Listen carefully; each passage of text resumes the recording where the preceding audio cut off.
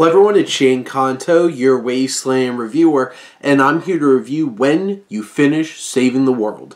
And this is a new A24 film from writer-director Jesse Eisenberg, and this is his feature debut, focusing on the tumultuous relationship between Evelyn and Ziggy, a mother and son, played by Julianne Moore and Finn Wolfhard. And you have Evelyn, who works at a shelter, who thinks that what she does is one of the most important things in the world, and just hates so much the way that her son deals with the world and wastes, in her mind, all this time making this music that has no real weight for all these girls on the internet. And you have Ziggy, played by Finn Wolfhard, who thinks that he is making bank and changing people's lives and making such a big impact.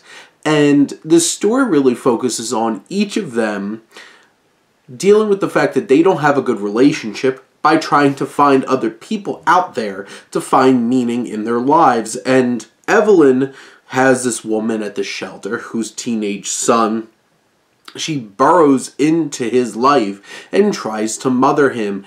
And this kind of dynamic really opens the door over the course of this film of Evelyn realizing, is she doing the same thing over again that she did with her own son? And is it going to cause the same kind of reaction? And then you have Ziggy, who meets this attractive, intelligent, and worldly conscious young woman who's an activist and cares about actual causes and stuff like that, and inspires him to try to make his music a little bit more political, have a little bit more depth, but you know, he still wants to make that money.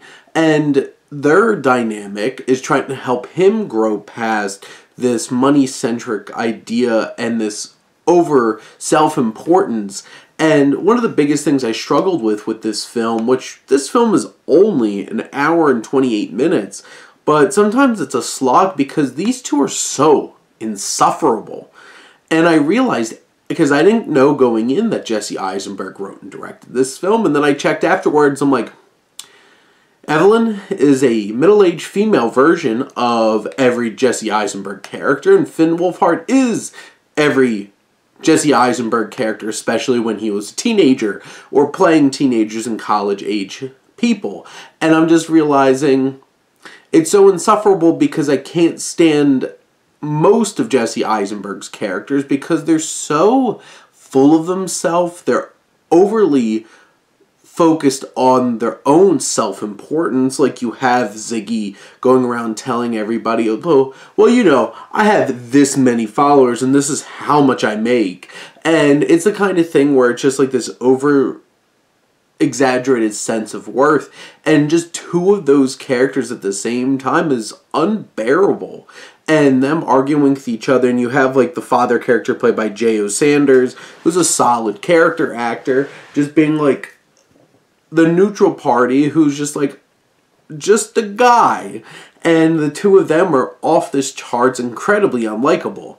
And this film is salvaged by the last 10 minutes where you finally get some kind of sense of growth and very poignant emotion that I think hits really impressively. And that tells me that Eisenberg does have some tricks up his sleeve to be able to hit a deep and meaningful cinematic experience.